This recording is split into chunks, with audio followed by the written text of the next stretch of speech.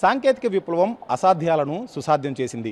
డ్రోన్లు విజయవంతం కావడంతో ఆకాశంలో ఎగిరే చిన్న చిన్న వాహనాల తయారీ ప్రయోగాలు ఊపందుకున్నాయి. పెద్ద పెద్ద రన్వేలు అక్కర్లేదు, భారీ యంత్ర పరికరాల అవసరం లేదు. ఉన్న చోట నుండే అలా గాల్లో లేచి మనం కావలసిన ప్రాంతానికి చేరుకోవచ్చు.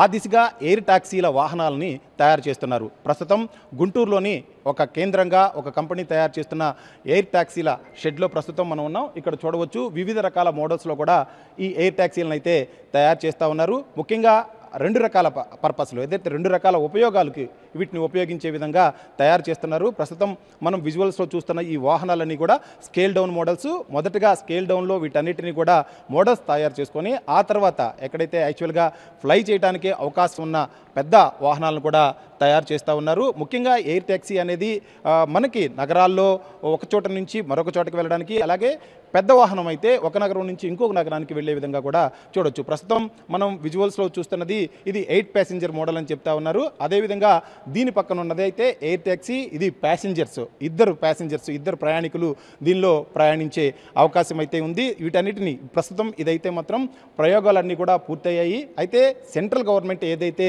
తమ పాలసీని తయారు చేసి ఎయిర్ ట్యాక్సీలని దేశంలోకి అనుమతించేందుకు కావాల్సిన డ్రాఫ్ట్ తయారీలో ఉంది. ఆ డ్రాఫ్ట్ పాలసీగా రూపొందిన తర్వాత వీటన్నిటిని కూడా ప్రజల వద్దకు తీసుకొచ్చే అవకాశం కనిపిస్తూ ఉంది. ప్రస్తుతం వీటిని తయారు చేస్తున్న మనకి అభిరామ్ గారు ఉన్నారు. ఆరింటికి మరిన్ని వివరాలు తీసుకుందాం. సార్, ప్రధానంగా ఎయిర్ ట్యాక్సీ అనేది ఎంత సులభ ప్రయాణం అని చెప్పవచ్చు? ఎందుకంటే ఇప్పటికే హెలికాప్టర్స్ కావచ్చు, ఎయిర్ప్లేన్స్ కావచ్చు మనకు అందుబాటులో ఉన్నాయి. అదేవిధంగా మనం డ్రోన్లు కూడా చూస్తూ ఉన్నాం. డ్రోన్లు కూడా చాలా పెద్ద సంఖ్యలో వివిధ విభాగాలు వాడుతున్నాం. అయితే మీరు తయారు చేసే ఈ ఎయిర్ ట్యాక్సీ వల్ల ఉపయోగాలు ఏంటి?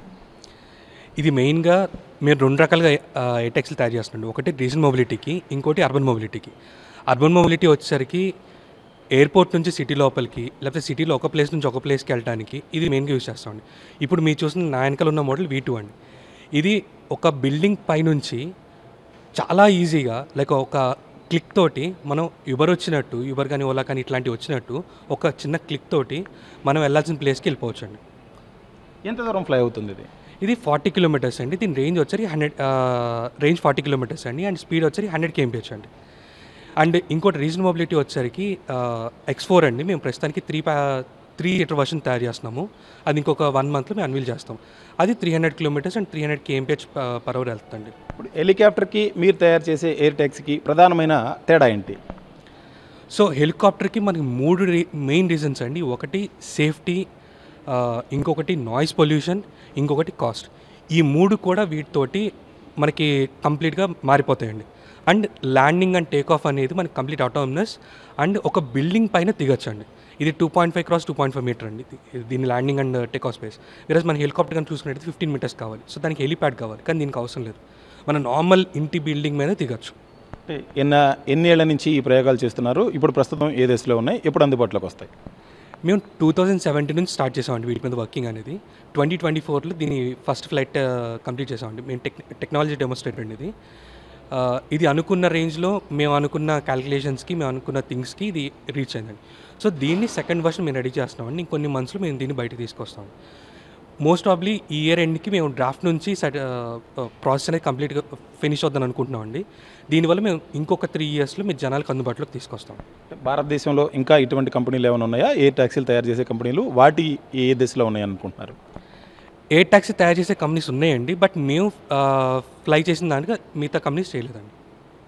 అంటే ఎప్పుడు ఈ పర్మిషన్స్ అన్నిటి కోసం ఎప్పుడు గవర్నమెంట్ని అప్రోచ్ అవ్వబోతున్నారు? ఏం చేయబోతా ఉన్నారు? ఇప్పుడున్న కాస్ట్ చూసినట్టయితే చాలా ఎక్కువగా ఉంటే దానికి తగ్గించడం కోసం ఇంకేదైనా అధునాతన ప్రయోగాలు చేసే అవకాశం ఏమైనా ఉందా? ఇది ప్రయోగాలు చేస్తూనే ఉంటామండి ఫ్యూచర్ డెవలప్మెంట్ కోసం. అండ్ గవర్నమెంట్ అనేది మేము డ్రాఫ్ట్ అనేది పాలసీగా మారినప్పుడు మేము అప్రోచ్ అవుతామండి.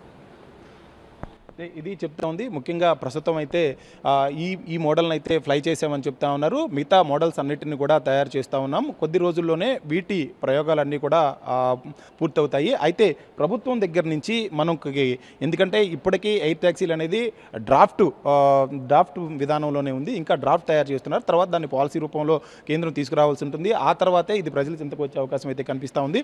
ప్రస్తుతం మనం చూడవచ్చు ఇద్దరు ప్రయాణికులు చాలా కంఫర్ట్గా దీనిలో ట్రావెల్ చేసే చేసే విధానంగా కూడా దీన్ని తయారు చేశారు. అయితే ఇది గుంటూరులోని ఒక చోట కూడా దీన్ని పర్మిషన్ తీసుకొని ఇప్పటికే ఈ మోడల్ని అయితే ఫ్లై చేయడం జరిగిందని చెప్తా ఉన్నారు. అయితే ప్రధానంగా ఇద్దరు చాలా కంఫర్ట్గా ఉంది, ఇద్దరు కూర్చొని ప్రయాణించేందుకు కూడా అనుకూలంగా ఉంది. అయితే ఏదైతే మనకి ఇప్పటివరకు చెప్తా ఉన్నారో ఎయిర్ ట్యాక్సీ అనేది చాలా సులభంగా, అంటే హెలికాప్టర్కి అదేవిధంగా ఏరోప్లేన్ తర్వాత అధునాతనమైన ఈ సాంకేతిక పరిజ్ఞానం కాబట్టి చాలా సులభంగా టేకాఫ్ అవటం కావచ్చు, అదేవిధంగా ల్యాండ్ అవటం కావచ్చు, చాలా సులభంగా చేయొచ్చు అనేది ఇక్కడ ఈ ప్రయోగం చేసేవాళ్ళు అభిరామ్ చెప్తున్న మాట.